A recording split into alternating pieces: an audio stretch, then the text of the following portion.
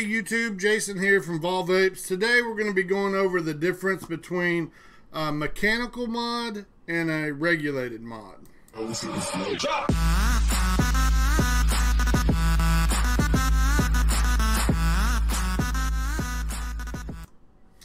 Alright, so when I first started vaping, I kept hearing the mechanical mod or the Mech and the regulated mod. I wasn't really sure what the difference was at first, but I did a little research.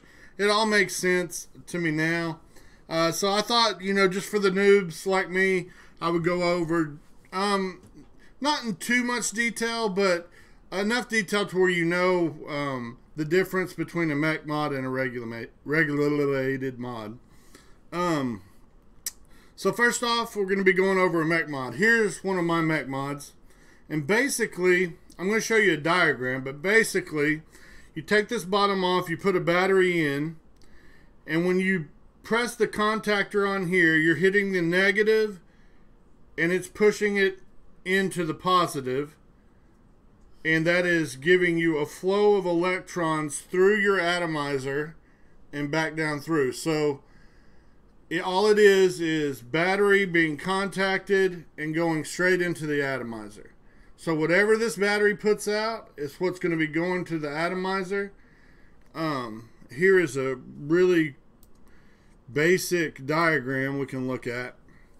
You got your push button, just like I said, going to the negative side, the positive side going into the atomizer, and then those electrons flow through your coil. So if you build a good coil that's not too low, because what can happen here is you can get a short, and the shorts come from you building your coil with way too low of resistance, and some people like to build them on the low side just because they perform better, heating up the coils and heating up your juice on your cotton to make a good vapor. But you got to be careful when you're doing that. And that's why a lot of people are scared of mechs. But if you build a good coil, let's see, within the range of, I would say 0.2 and higher. I think the one I have on this is a 0.28, and he is fine.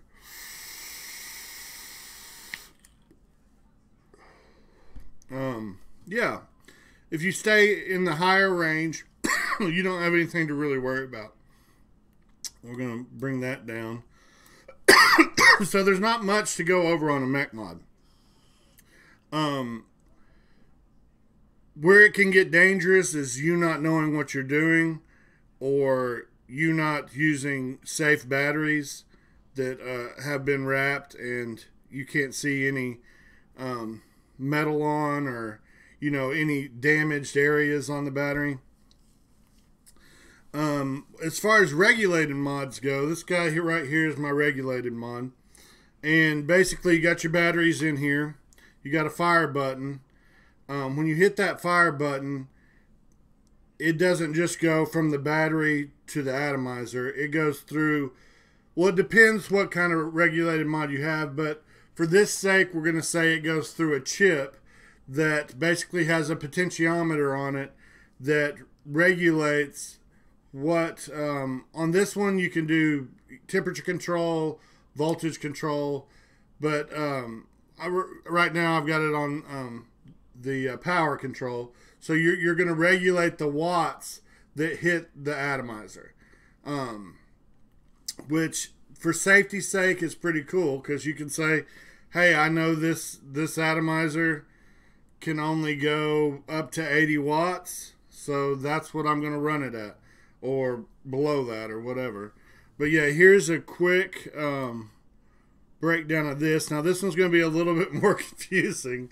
This is a ORK T10 breakdown, but I wanted to show you this because it does have the potentiometer. Let's see. Right there in the middle. It says, I think it says trim resistor, and that's just controlling So that's showing you a resistor that you can either go higher resistance on or lower resistance on. And then that goes to your 510 connector. And that's really all I wanted to show you, was that you're regulating the power from the batteries to the 510 connector where your atomizer goes.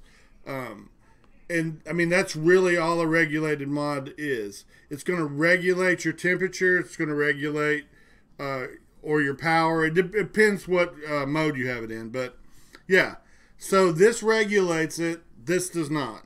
That's the difference. And both of these can be very safe devices if used correctly. For the noob, you're going to want to stick with a regulated device until you learn your Ohm's law and you learn how to build, basically, and build safely. With this guy, you can still have issues with these. And it's usually because you get from like bunk manufacturers or you're not practicing battery safety.